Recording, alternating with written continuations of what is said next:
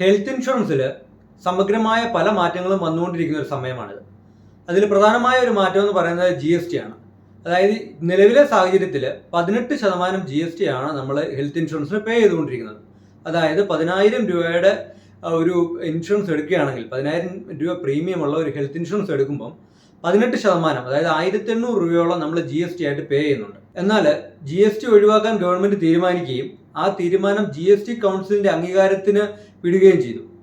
ഈ വരുന്ന December 21 GST കൗൺസിലിന്റെ മീറ്റിംഗ് കൂടുകയും ഈ GSTയുടെ കാര്യത്തിൽ, അതായത് ഹെൽത്ത് ഇൻഷുറൻസിലെ GST ഒഴിവാക്കുന്ന കാര്യത്തിൽ ഒരു സുപ്രധാനമായ തീരുമാനം വരാൻ സാധ്യതയുള്ളതായിട്ടാണ് നമുക്ക് വാർത്തകളിൽ നിന്ന് അറിയാൻ കഴിയുന്നത്.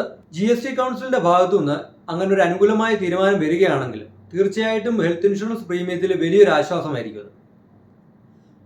അതേപോലെ പുതിയ പോളിസികൾ എടുക്കാൻ നോക്കുന്നവരെ, പുതിയതായിട്ട് ഹെൽത്ത് ഇൻഷുറൻസ് എടുക്കാൻ നോക്കുന്നവരെ ഈ പറയുന്ന ഡിസംബർ 21 വരെ വെയിറ്റ് ചെയ്തതിന് ശേഷമാണ് GST കൗൺസിലിന്റെ തീരുമാനം വന്നതിന് ശേഷമാണ് ഇൻഷുറൻസ് എടുക്കാൻ ശ്രമിക്കുന്നതെങ്കിൽ തീർച്ചയായിട്ടും അവർക്ക് ഈ 18% GST ഒഴിവാക്കി കിട്ടാനുള്ള സാധ്യതയുണ്ട്. വാർത്തകളിൽ നിന്ന് നമുക്ക് അറിയാൻ കഴിയുന്നത് 5 ലക്ഷം രൂപ വരെയുള്ള സാധാരണ പോളിസികളും അതേപോലെ സീനിയർ സിറ്റിസൺ പോളിസികളിൽ നിന്നും ലൈഫ് ഇൻഷുറൻസ് പോളിസികളിൽ നിന്നും GST പൂർണ്ണമായി ഒഴിവാക്കാനുള്ള സാധ്യത ഉണ്ടെന്ന് തന്നെയാണ് നമുക്ക് അടുത്ത വാർത്തകളിൽ നിന്ന് നമുക്ക് അറിയാൻ കഴിയുന്നത്. നിലവിലെ സാഹചര്യത്തിൽ ഏതാണ്ട് 14,000 കോടി രൂപയുടെ GST വരുമാനമാണ് ഹെൽത്ത് ഇൻഷുറൻസ് സെക്ടറിൽ നിന്ന് തന്നെ ഗവൺമെന്റിന് കിട്ടിക്കൊണ്ടിരിക്കുന്നത്.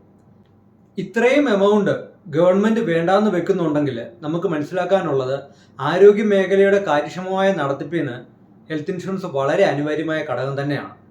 സ്റ്റാർ ഹെൽത്ത് ഇൻഷുറൻസ് എടുക്കുന്നതിന്റെ ഭാഗമായിട്ടോ ഹെൽത്ത് ഇൻഷുറൻസിന്റെ പ്രൊഡക്റ്റുകൾ സംബന്ധിച്ച് എന്തെങ്കിലും സംശയത്തിന്റെ ഭാഗമായിട്ടോ നിങ്ങൾക്ക് ഈ താഴെ കൊടുത്തിരിക്കുന്ന നമ്പറിൽ എന്നെ കോൺടാക്ട് ചെയ്യാവുന്നതാണ്.